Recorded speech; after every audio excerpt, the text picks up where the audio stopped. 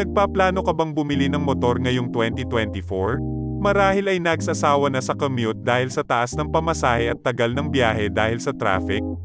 Naiintindihan kita dahil dahilan ko din yan kung bakit ako bumili ng motor. Mabilis na ang biyahe, nakakapag-rides ka pa kapag walang pasok. Pwede rin namang may motor ka na at gusto mo lang mag-upgrade dahil nakukulangan ka sa power lalo na kung naka 115cc displacement ka pa lang o kaya naman ay tumatanda ka na at iniinda na ang paggamit ng manual lalo na sa EDSA traffic. O kaya naman ay gusto mo mag-downgrade para mas makatipid pa sa gas lalo pa at nag-aamba na naman tumaas ang presyo ng crudo. Kahit ano pang dahilan mo ay ito na ang video para sa'yo kaibigan. Ngunit bago tayo magsimula ay baka pwede kang mag-subscribe at mag-like, mag-comment ka na din sa baba kung trip mo ba ang topic natin ngayon.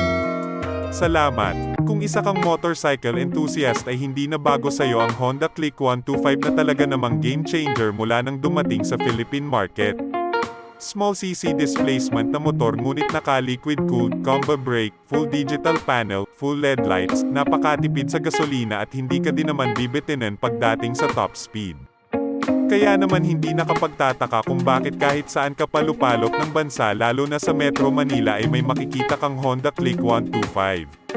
Mapa V1, V2 o V3 man.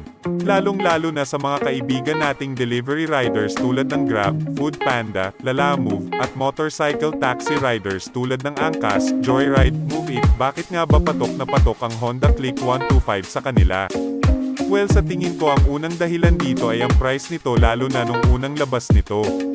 Kapresyohan niya lang noon ang mga katapat niyang motor sa ibang brand at tulad nga ng sabi ko kanina naka-liquid cooled na, full LED lights, digital panel, combo brake system, at higit sa lahat ay napakatipid sa gasoline ngunit hindi ka na makukulangan sa top speed nitong humigit kumulang 100 kph given na 125cc displacement lamang ito. Kaya nitong tumakbo sa humigit kumulang 50 kilometers per liter.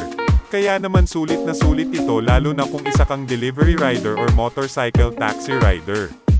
At ang isang dahilan na nakikita kong deal breaker para sa mga kaibigan ating riders ay ang pagiging liquid cooled nito.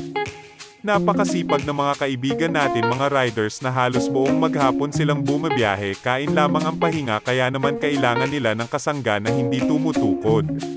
At dahil nga sa liquid cooled ito ay maliit ang chance na mag-overheat ito. Hindi din natin maitatanggi na talaga namang matibay ang Honda kaya naman naging game changer talaga ito noong unang labas nito at ito pa din ang tinatangkilik ng karamihan sa ating panahon ngayon. Katunayan nga ay madalas akong mag-joyride o angkas at mga Honda Click 125 ay ang madalas kong masakyang mga motor. At ayon din sa aking research about sa motorcycle market share sa Pilipinas ay Honda Click 125 ang pinakamadaming market share pagdating sa motorsiklo na may 155cc displacement pababa. Kaya naman kung ikaw ay nagbabalak kumuha ng bagong motor ay isa to sa mga motor na talaga namang sulit sa kahit anong aspeto lalo na kung usapang praktikalidad.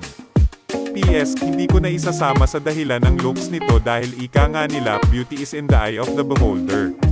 Kanya-kanya tayong trip pagdating sa naitsura o disenyo ng motor. Sang-ayon ka ba? Comment ka lang sa ibaba kung oo o hindi.